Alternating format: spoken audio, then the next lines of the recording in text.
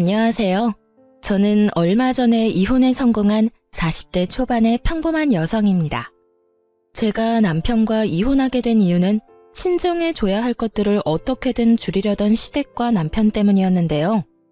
오늘 그 때문에 많은 것을 잃어야 했던 시댁과 전 남편에 대한 사연을 알려드릴까 해요. 저와 남편은 소개팅으로 만나고 1년의 열애 끝에 결혼하게 됐습니다. 당시에 남편 집은 꽤나 잘 사는 집이었고 저희 집은 그다지 잘 사는 편은 아니었죠.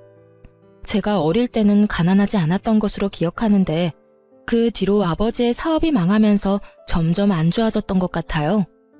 그래도 부모님의 헌신 덕분에 힘든 상황에서도 대학을 졸업하고 대기업에 취직할 수 있었죠. 시댁에서는 저를 탐탁지 않게 여겼지만 그나마 대기업 직장인이라는 타이틀 하나만으로 받아들여 준 것 같았어요. 그렇게 결혼하고 집을 구하는데 괜찮은 곳을 찾을 수 없었어요. 직장과 가까우면 너무 금액이 컸고 금액을 맞추면 직장과 너무 멀어지는 상황이니 어느 한 곳 정하는 것이 힘들었어요. 그때 제 눈에 들어오는 매물이 하나 있었어요. 저는 그 매물을 절대로 놓치고 싶지 않았죠. 모든 것이 애매한 조건이었지만 딱 하나 그 집만이 가지고 있는 것이 있었거든요. 바로 할머니와 저의 추억이요. 제가 본 그 구옥은 할머니가 살아계실 때 살던 집이었어요. 아버지 사업이 망하면서 그 집도 팔아야 했는데 정말 무슨 인연인지 제가 결혼할 때쯤 그 집이 매물로 나왔더군요. 저는 남편에게 부탁했어요. 오빠, 나 그 구옥이 너무 갖고 싶어. 왜 굳이 거기야? 거기보다 훨씬 좋은 곳도 많잖아. 근데 가격도 적당하고 직장도 그렇게 멀지는 않고 괜찮은 것 같아. 그리고 왠지 정감 가잖아. 작지만 정원도 있고. 저는 어떻게 해서든 그 집을 저희 신혼집으로 만들고 싶었어요. 안쪽은 리모델링해서 쓰면 새 것처럼 쓸 수 있으니까요. 그리고 무엇보다 그 집의 정원에는 제가 태어났을 때 할머니가 심어준 나무가 있었거든요. 그 나무만은 제가 꼭 다시 보고 싶었던 거였어요. 다행스럽게도 그 집이 가격이 그리 비싸지 않았고 남편 직장과는 더 가까웠기 때문에 리모델링을 한다는 조건으로 그 집을 계약하기로 했어요. 신혼집은 리모델링 비용까지 합쳐서 저희 둘이서 반반 부담하기로 했어요.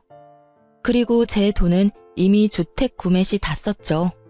사실 저는 리모델링 비용을 조금이라도 아끼려고 저희 아버지에게 공사를 부탁하려고 했어요. 저희 아버지는 토목업에 종사하는 분이셨거든요.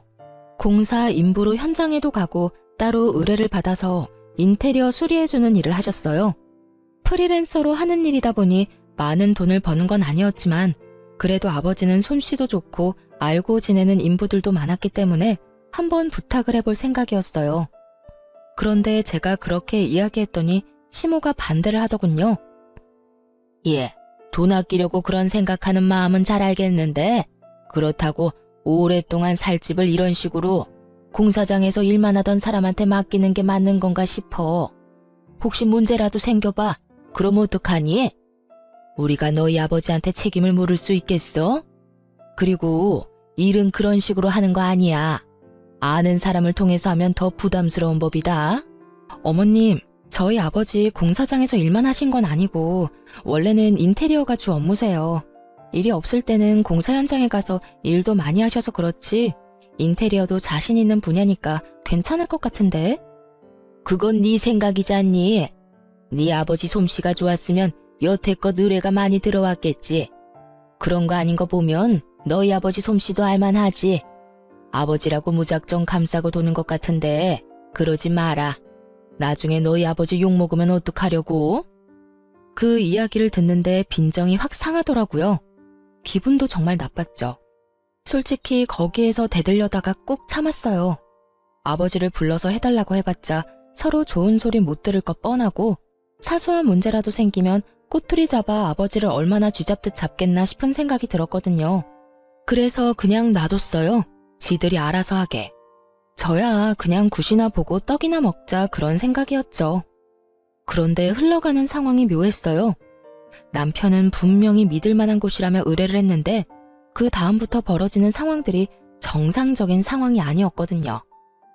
온 집안을 다 뜯어놓긴 뜯어놨는데 정리가 하나도 안 된 상태로 공사 대금을 입금하지 않으면 그 다음 과정으로 넘어갈 수 없다는 말만 하는 거예요. 제가 그래서 남편에게 말했어요. 여보, 그거 조심해야 돼. 돈 먼저 주면 절대 안 되고 고쳐주면 돈을 준다고 이야기해.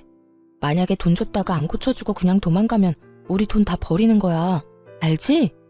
아, 걱정하지 마. 내가 알아서 할게. 귀찮은 듯 말하는 남편을 보며 괜찮겠지 하는 생각을 했어요.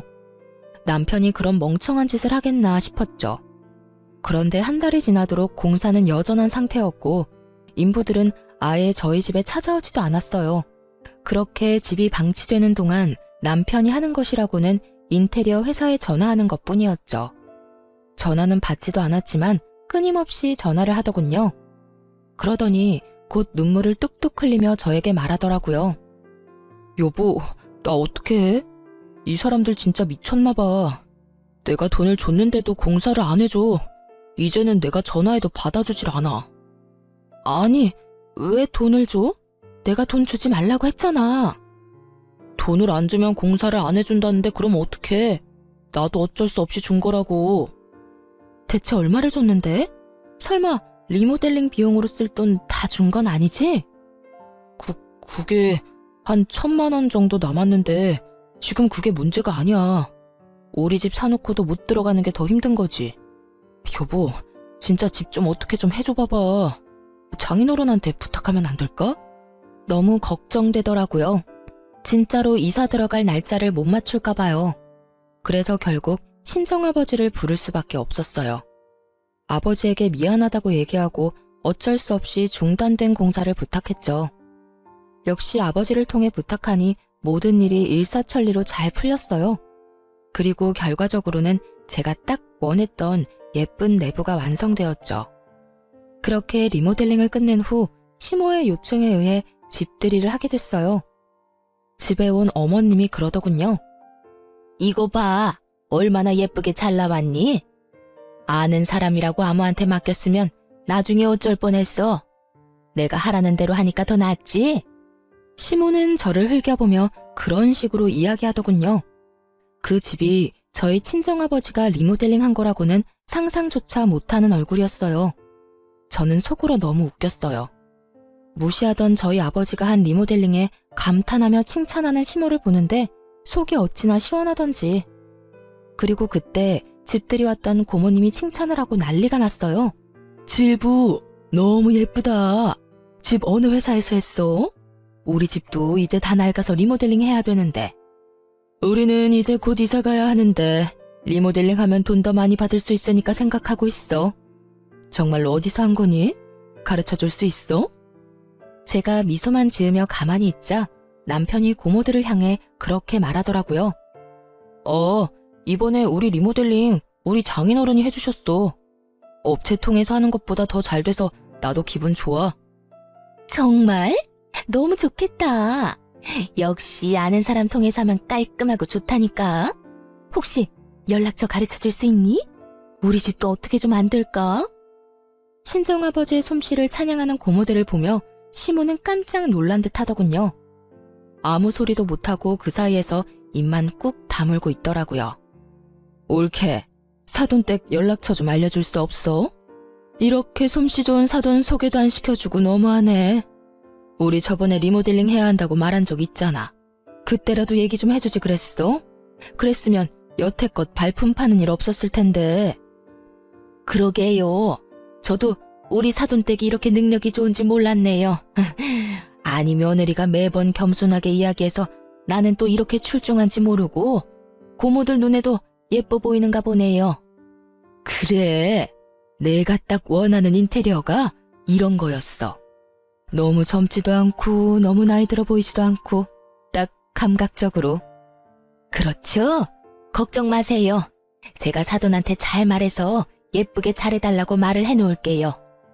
저희 아버지를 공사장에서 일하는 인부 정도라고 생각하며 무시하던 시모 입에서 결국 친정아버지 칭찬하는 말이 입 밖으로 술술 나오더군요.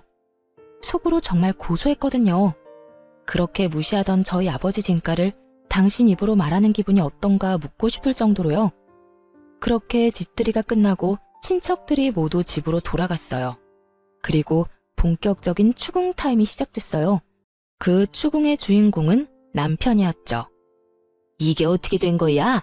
너 다른 업체 알아본다더니 왜 너희 장인어른한테 신세 졌니? 엄마, 그게 아니라 저도 상황이 좀 급해서. 남편이 아무 말도 못하고 우물쭈물하자 답답했던 시모가 저를 보며 물었어요. 너 설마 중간에서 너희 아버지한테 일 주자고 말한 거니? 그래서 너희 아버지가 리모델링 한 거야? 아니요. 저는 아버지에게 부탁한 적 없고 남편이 업체 찾아서 리모델링 하려고 했어요. 그런데 리모델링 업체가 사기꾼이었는지 집을 다 뜯어놓고는 돈만 홀라당 가져갔지 뭐예요? 제가 남편한테 돈 절대 입금하지 말라고 했는데 결국은 어머님한테 받은 돈 중에 1,000만 원만 남기고 싹 다 입금하는 바람에 그 사람들은 도망가고 집은 엉망진창이었어요. 업체는 나중에 찾아가니 아예 없는 주소고요. 그렇게 사기당했다며 울면서 저한테 부탁하는데 그럼 어떡해요?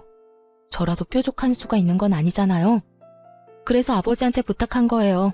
다행히도 아버지가 깨끗하게 마무리해 주셨고요. 제 이야기를 듣는 내내 시모의 인상이 찡그려지더니 지끈거리는 이마를 부여잡고는 자기 아들에게 소리를 질렀어요. 너 미쳤어? 그 돈이 어떤 돈인데 사기꾼한테 돈을 줘? 일을 안 했는데 돈을 왜 줘? 너 진짜로 돈 다 날린 거야? 1,000만 원밖에 안 남은 거면 확실하냐고? 엄마, 아니 나도 잘해보려고 그랬지. 돈 주면 잘해줄 것 같아서 그랬는데 그렇게 도망갈 줄 누가 알았겠냐고. 왜 몰라? 일도 안 하면서 돈 달라고 하는 놈은 사기꾼이지. 너 이런 정신머리로 사회생활은 어떻게 한 거야? 사기 안 당하고 여태까지 산 게 신기하다 이놈아. 엄마, 근데 지금 그렇게 중요한 게 아니야. 장인어른이 리모델링 해주셨는데 리모델링 비용이 없어서 지금 돈을 못 드리고 있어. 1,000만 원 먼저 드렸거든? 나머지는 엄마가 좀 어떻게 해주면 안 될까? 야, 엄마가 무슨 돈이 있어? 그리고 네가 사기당한 돈을 왜 나한테 와서 찾아? 엄마, 한 번만, 진짜 한 번만 부탁이야. 너 집 살 때도 엄마가 돈 빌려줬잖아.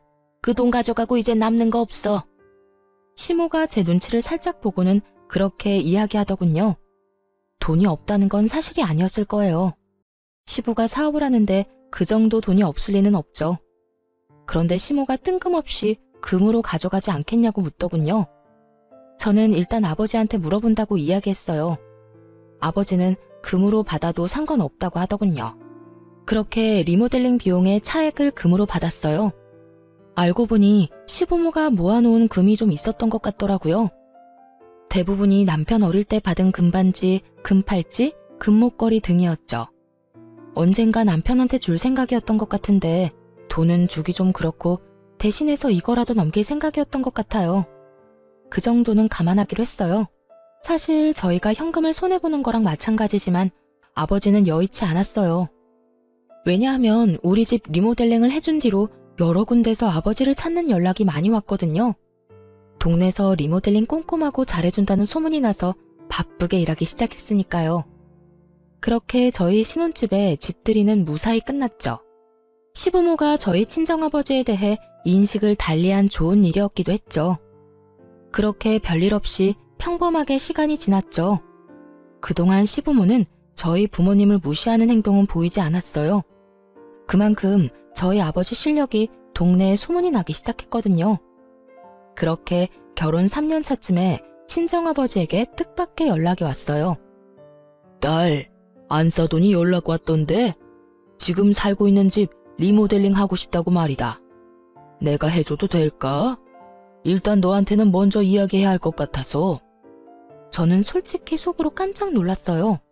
저희 집의 부탁은 절대로 안 할 줄 알았거든요. 그런데 저희 신혼집 상태를 보고 아무것도 모른다며 무시하던 저희 아버지를 찾은 걸 보니 이제야 친정아버지 진가를 알아챘나 싶어서 어깨가 으쓱하더라고요. 그럼 해드려도 되지.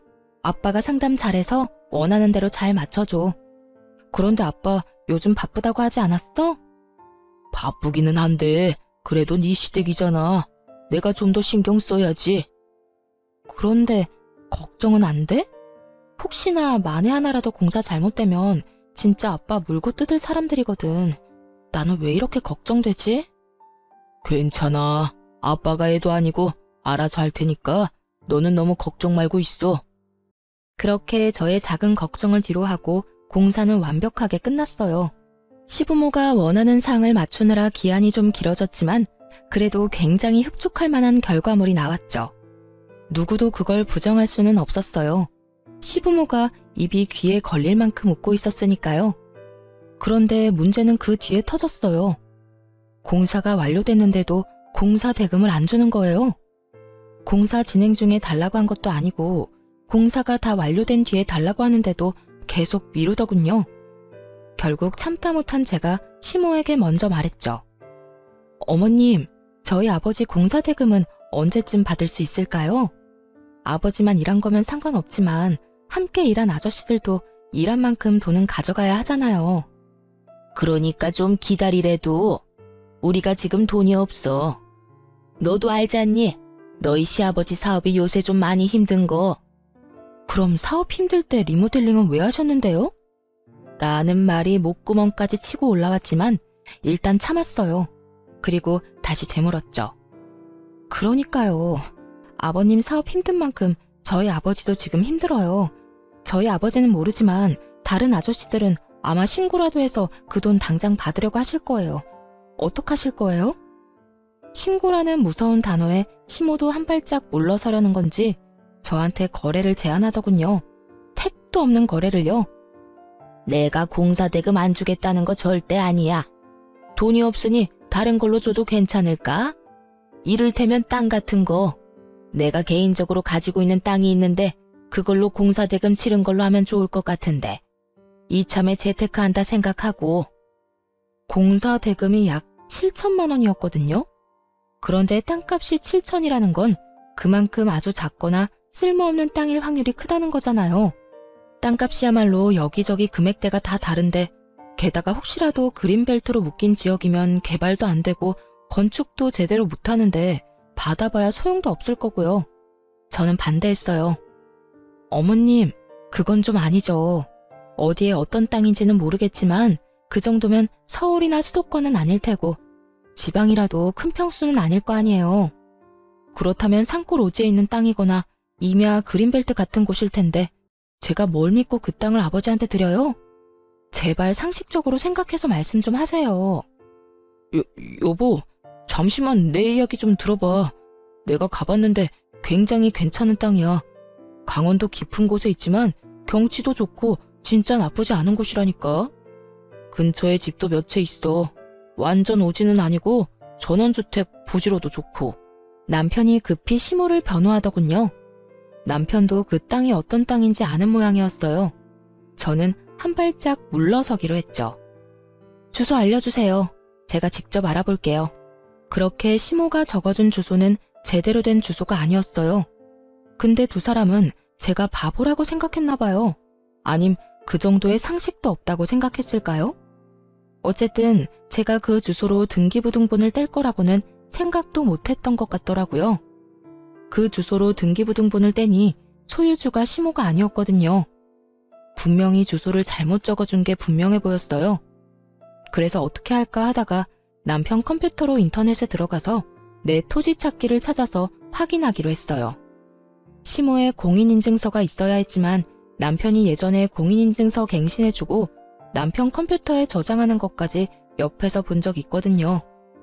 공인인증서 비번도 남편이 포스트잇으로 화면 옆에 딱 붙여놔서 바로 확인 가능했죠. 그렇게 시모 이름으로 된 땅을 하나 찾았는데 인터넷 지도로 확인해보고는 얼얼해진 뒷골을 어루만져야 했어요. 딱 봐도 강원도 산골 완전 오지인데다가 무엇보다 맹지였어요. 그 토지에 인접한 도로라고는 없었거든요. 이딴 땅을 7천만 원짜리 공사대금과 퉁치려는 시모에게 악감정만 드는 그때 순간 스치는 기억이 있었어요. 남편과 연애할 때 남편이 그런 말을 한 적 있었거든요. 우리 어머니 얼마 전에 사기당했어. 몇 년을 알고 지내던 분이었는데 엄마한테 좋은 땅 있다면서 같이 보러 가서는 다른 좋은 땅 보여주고 실제로는 도로도 없는 맹지를 팔았더라고. 그것 때문에 지금 집에서는 난리야. 엄마가 그 쓸모도 없는 땅을 1억을 넘게 주고 사는 바람에. 아이고, 너희 어머니 힘드시겠다. 원래 속이려고 작정하면 어쩔 수 없댔어. 몇 년을 알고 지내면서 밑밥 갈 줄 누가 알았겠어? 오늘 들어가서 어머니 잘 위로해드려. 정말 제 기억력에 찬사를 보내주고 싶었죠. 찰나에 거기까지 생각이 떠오르더라고요. 괘씸한 생각이 먼저 들었어요. 시부모가 힘들게 사는 거면 몰라도 작지만 자기 이름으로 된 회사가 있고 집도 있고 다 있는데 왜 저희한테 이런 짓을 하나 싶었죠. 정말 속으로 5만 가지 생각이 다 들었어요. 그리고 결론은 그거였어요. 아직도 우리 집을 무시하는구나. 그래서 공사대금을 온전히 주기 싫고 어떻게든 깎아내고 싶은 거구나. 그래도 지들이 싼 똥을 우리더러 치우도록 만드는 거구나. 거기까지 생각이 미치니 저도 더는 참고 있을 수는 없겠더라고요. 시댁으로 갔죠. 남편도 그쪽으로 오라고 했고요. 다들 모였을 때 제가 단도직입적으로 말했어요. 어머님이 주시겠다는 땅 제가 찾아봤어요. 산골 오지에 맹지던데요. 그런데 그거 예전에 부동산 사기당했을 때 뭣도 모르고 사신 땅 아니에요? 왜 그걸 저희한테 떠넘기려고 하시는 거예요? 저희가 그렇게 바보로 보여요? 거기까지 알아낼 줄은 몰랐는지 다들 당황하며 눈치만 보더군요. 당신 주소는 어떻게 알아낸 거야?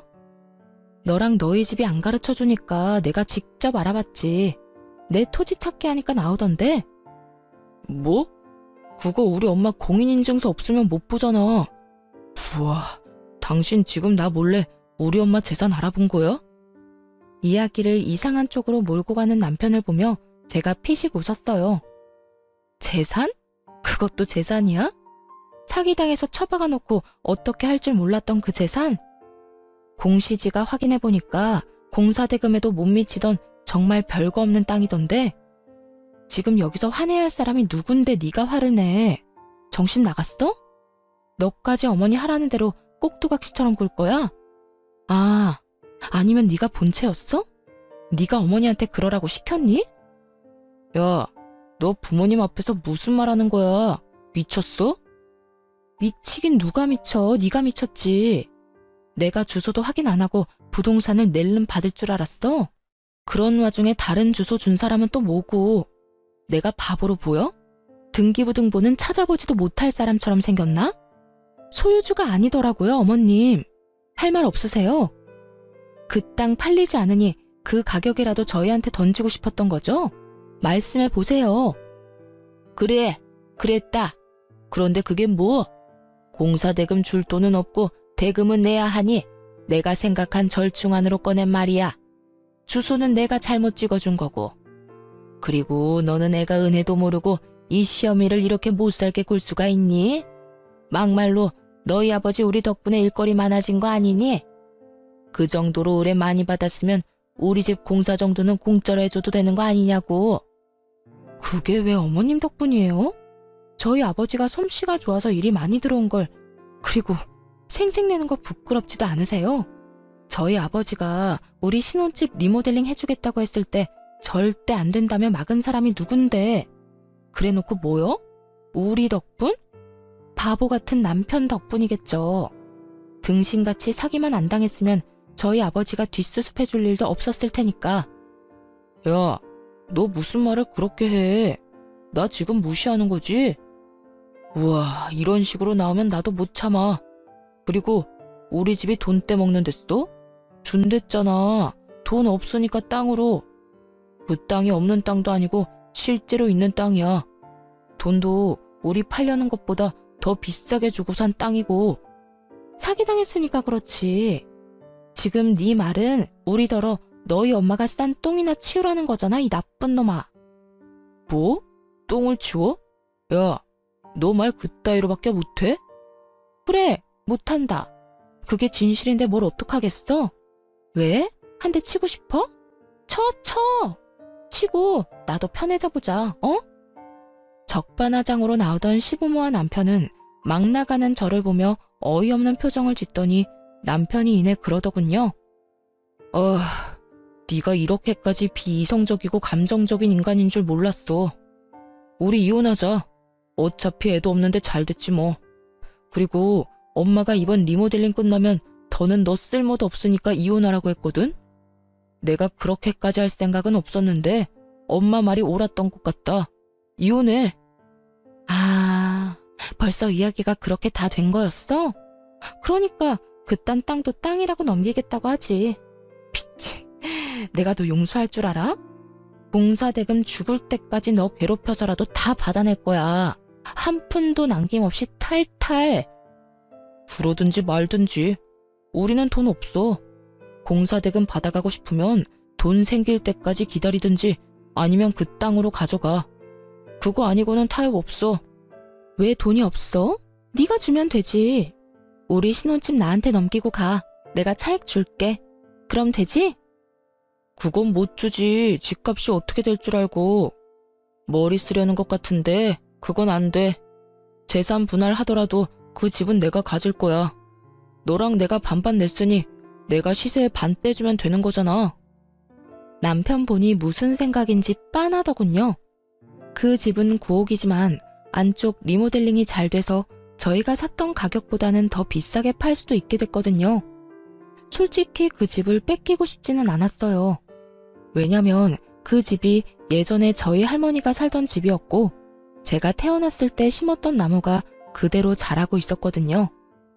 한 번 잃었던 걸 다시 되찾은 기분이었기에 이대로 놓치고 싶지는 않았지만 저 혼자 어떻게 할 수 있는 부분이 아니어서 일단 집은 내려놓기로 했어요. 객관적으로는 그렇게 좋은 집이 아니었거든요. 제가 애착을 지닌 집이기에 저에게는 좋은 집이었지만 다른 사람들 눈에도 그렇게 보일 정도는 아니었으니까요. 결국 그날의 대화는 이혼이라는 결론으로 끝났어요. 시댁에서 나와 거리를 떠돌던 제가 친정아버지에게 전화를 했어요. 아빠, 공사대금 어떡하지? 그 집에서는 절대 못 주겠대. 땅으로 받아가라는데 내가 알아보니까 진짜 쓸모라고는 하나도 없는 땅이더라고. 그래? 일단 주소 좀 보내줘봐. 아빠가 한번 알아볼게. 그렇게 이틀이 지났을 때 아버지에게 다시 전화가 왔어요. 그런데 제 생각과 다른 말을 하더군요. 돈으로 줄 생각 없다고 하면 그냥 포기한 척 땅으로 받아. 대신 공시지가로 쳐서 받을 거니까 공사대금에 못 미치는 나머지 2천만 원은 현금으로 달라고 하고. 그 땅 산다고? 아빠, 잘 생각해봐. 그거 진짜 쓸모없는 땅이라니까. 괜찮아, 걱정하지 말고 사. 그 집 사람들 은근히 욕심은 많은데 선택을 잘 못하더라고. 친정아버지가 하는 말을 저는 못 알아듣겠더라고요. 그렇지만 아버지가 그렇게 하겠다는데 제가 뭘 어쩌겠어요. 그냥 그렇게 그 땅을 받기로 하고 이혼했죠. 역시 애가 없어서 그런지 이혼은 순식간에 되더군요. 재산 분할을 했는데 집값을 나눠야 했거든요. 어차피 돈 반반 주고 들어갔으니 반은 저한테 줘야 했는데 그 돈이 없는지 남편이 그 집을 담보대출로 잡아서 저한테 2억을 떼주더군요. 위자료도 조금이지만 가져올 수 있었고요. 그리고 공사대금 2천만 원과 그 땅도 저희 쪽으로 소유권 이전이 됐어요. 사실 처음에는 이걸로 뭘 해야 하나 막막했거든요. 땅 받을 때 아버지가 제 이름으로 받으라고 해서 일단 그렇게 받았는데 아버지는 그냥 때가 될 때까지 가지고 있으라고만 했어요. 저는 2억과 위자료를 가지고 도시 외곽 쪽에 작은 전세를 얻었어요. 그렇게 계속 일만 하느라 공사대금 대신 받은 땅은 1년 넘도록 신경도 쓰지 못했거든요. 그런데 하루는 저한테 전화가 왔어요. 안녕하세요. 강원도에 땅 가지고 있으시죠? 저는 그쪽 분 땅이랑 맞닿아 있는 땅을 가진 사람인데요. 잠깐 드릴 말씀이 있는데 언제 시간 괜찮으세요? 강원도 땅이라는 말을 듣자마자 알겠다고 하고는 아버지와 함께 나가서 이야기를 들었어요. 저희가 1년 전에 그 땅 사서 펜션을 올렸거든요. 생각보다 장사가 잘 돼서 옆에 있는 땅도 사서 건물을 하나 더 올리고 싶어서 연락드렸어요. 땅을 사고 싶은데 혹시 괜찮을까요? 그 사진부터 좀 볼 수 있을까요? 저희 땅이 맞는지 확인도 좀 하고 펜션이 어떻게 돼 있는지도 보고 싶거든요. 그 사람이 보여준 사진에는 기존에는 없었던 도로가 들어서 있었어요. 게다가 펜션도 생각했던 것보다 더 고급스러워 보였고요. 아버지가 물었죠. 그러면 평당 얼마 정도로 생각하고 있는지 알 수 있을까요? 그 사람이 말한 금액은 우리가 산 땅값의 무려 4배였어요. 물론 4배라도 엄청 큰 금액은 아니었죠. 원래 워낙 헐값이었던 땅이었으니까요. 사실 땅 사고 나서 조경사였던 오빠가 그곳에서 여러 가지 식물들을 심어 예쁘게 꾸며놓고 한쪽 구석에 하우스처럼 식물 재배도 하고 있긴 했죠. 그거 보고 마음이 가신 모양이더라고요. 그 조경을 그대로 갖다 쓸 수 있지 않겠나 하는 생각도 한 것 같더라고요. 게다가 도로가 생겨서 맹지가 아닌 게 되고 여러모로 효용성이 높아지면서 상대 쪽도 그만큼 가격을 책정한 거였어요. 아버지와 저는 내색은 하지 않고 조용히 고개를 끄덕였죠. 이번이 아니면 기회가 없다는 생각으로 그렇게 팔기로 결정했어요. 시모가 헐값에 넘겼던 공사대금이 4배로 돌아오게 됐죠. 게다가 호재는 더 있었어요. 당시에 우리 아버지가 저희 신혼집 공사를 해줬잖아요. 그때도 남편이 리모델링 비용을 사기꾼한테 다 털리는 바람에 시모가 남편 아기 때 받았던 금반지와 팔찌, 목걸이를 저희한테 공사대금 대신 줬잖아요. 5, 6년 사이에 금값이 2배로 확 뛰어버린 거죠. 그 인간들이 저희에게 떨이 팔듯 내놓았던 것들이 시간이 지나면서 저희에게 더 큰 이득을 가져다 주고 있었어요. 이런 사실을 저들이 알까 싶었는데 어디서 소문을 들었는지 전 남편에게 연락이 왔어요. 잘 지냈어? 혹시 시간 있으면 좀 만날까? 오랜만에 할 이야기도 있고. 난 할 얘기 없는데? 차갑게 끊어내는 제 말투에 전 남편이 당황한 듯 말하더군요. 엄마도 당신 얼굴 잠깐 보고 할 말 있다고 하셔서 너 바쁘면 우리가 너 있는 대로 갈게. 기분이 좀 묘했죠. 이렇게 끊어내려고 철벽치는데 여기까지 오겠다느니 내 사정에 무조건 맞추겠다는 저 느낌이 왠지 모르게 수상했거든요. 꼭 만나야 해? 나 당신 얼굴 보고 싶지 않은데? 줄 것도 있으니까 만나야 하지 않을까? 뭔진 몰라도 준다는데 안 나갈 순 없었죠. 혹시 그 집에 뭘 두고 왔나 하는 생각까지 들었으니까요. 그래서 만나러 갔는데 대뜸 탁자 위에 올린 건 돈이었어요. 이거 뭐야? 이거 장인어른 당신 아버지가 우리 엄마네 공사해주고 받아야 했던 공사대금이야.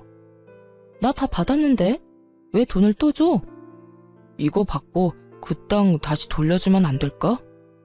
저는 웃음이 피식 나오더라고요. 그 땅이 얼마나 유용해졌는지 이제야 그쪽 집안 귀에 들어간 게 분명해 보였어요.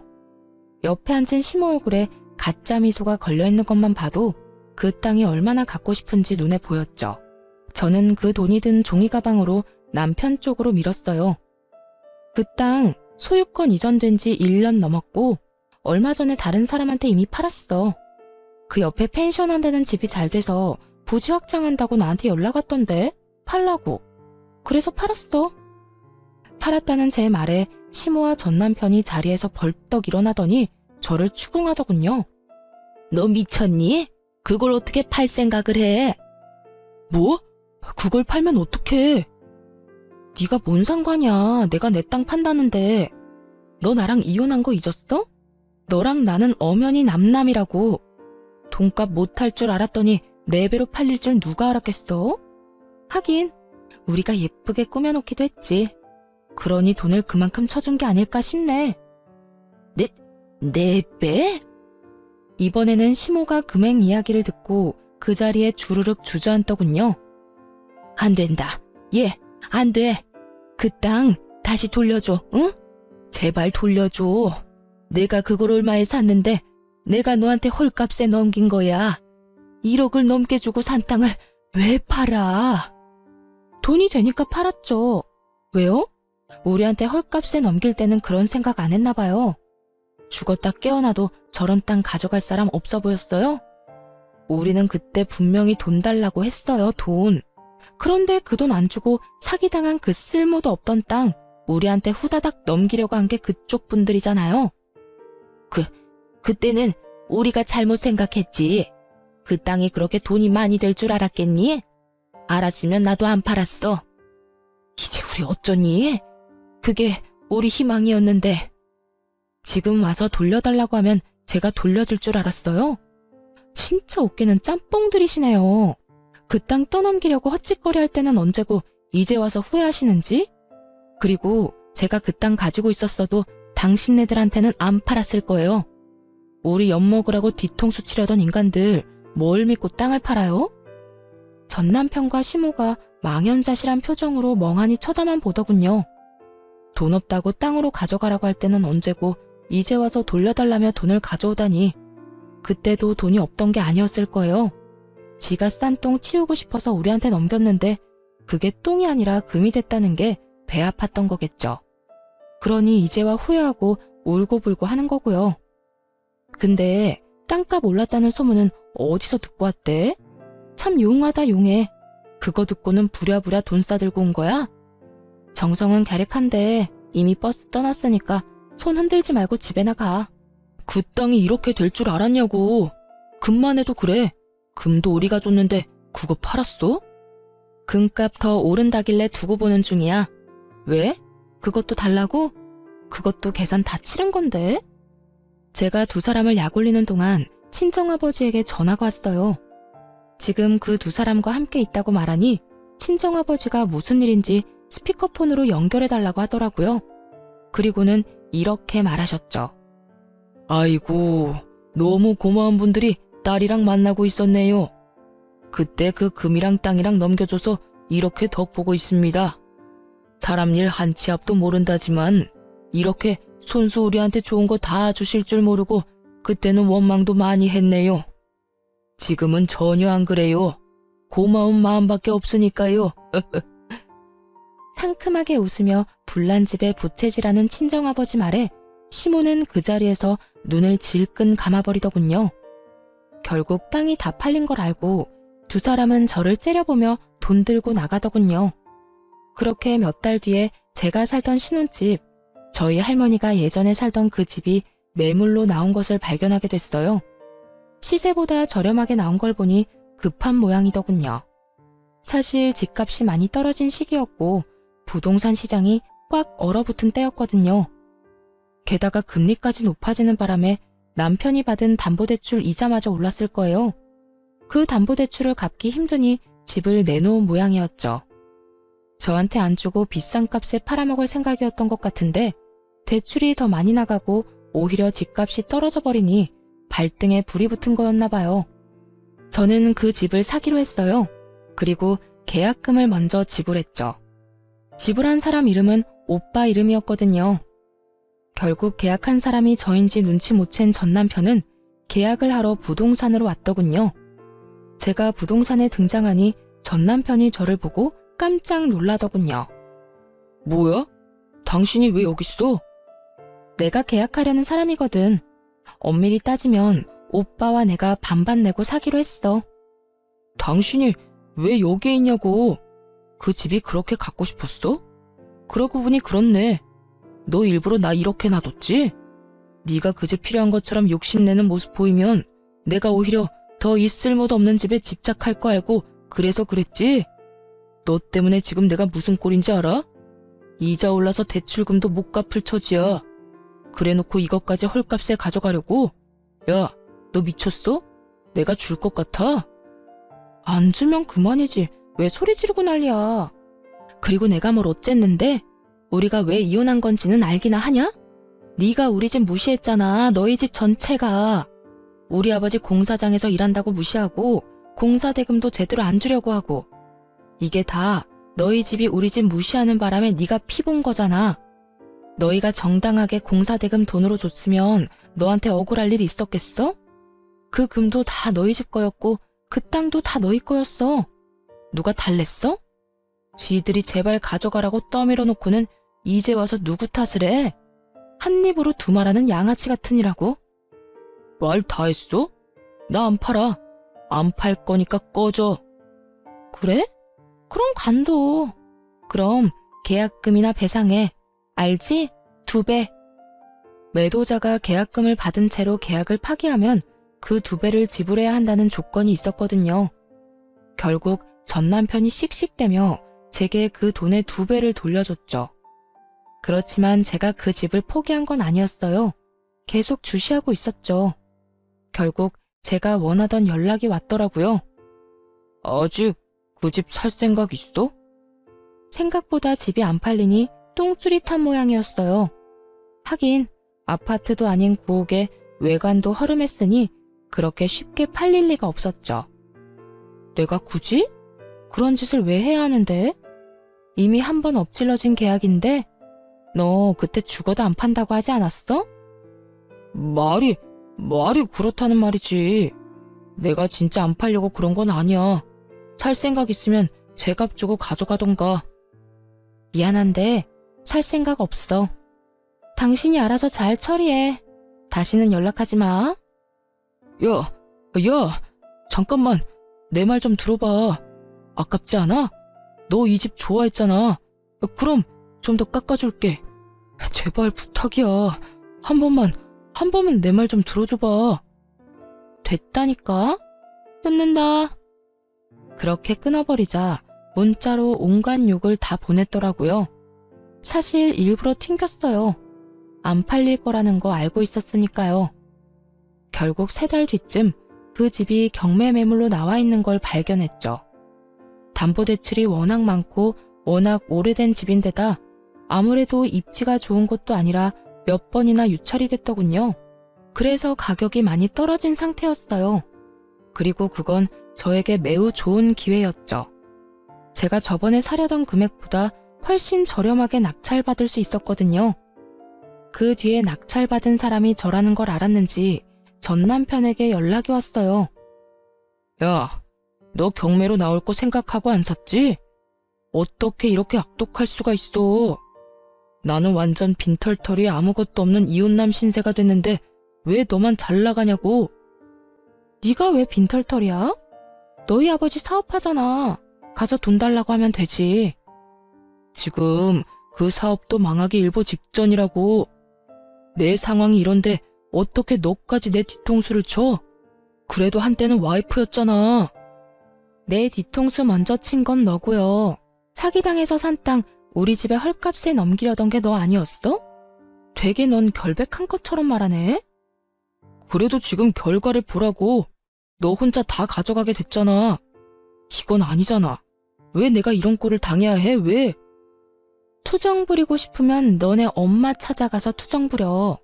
나한테 전화해서 이딴 하소연하지 말고. 듣기 싫으니까 끊을게. 그렇게 전화를 끊고 다음 날인가 시모가 저한테 전화했더라고요. 제가 시모 번호를 차단해놨더니 모르는 사람 번호로 전화해서요. 야, 네가 인간이야? 어떻게 우리 애를 다 털어먹을 수가 있어? 네가 그러고도 양심이 있는 거야? 피도 눈물도 없는 년 결혼을 시키지 말았어야 했어. 그랬으면 우리 아들이 이렇게까지 너한테 다 뺏기진 않았을 텐데. 헛소리 하려고 전화하셨어요? 웃기네요. 싫다는데도 저한테 자기들 거 다 안겨준 건 그쪽이랑 그쪽 아드님이잖아요.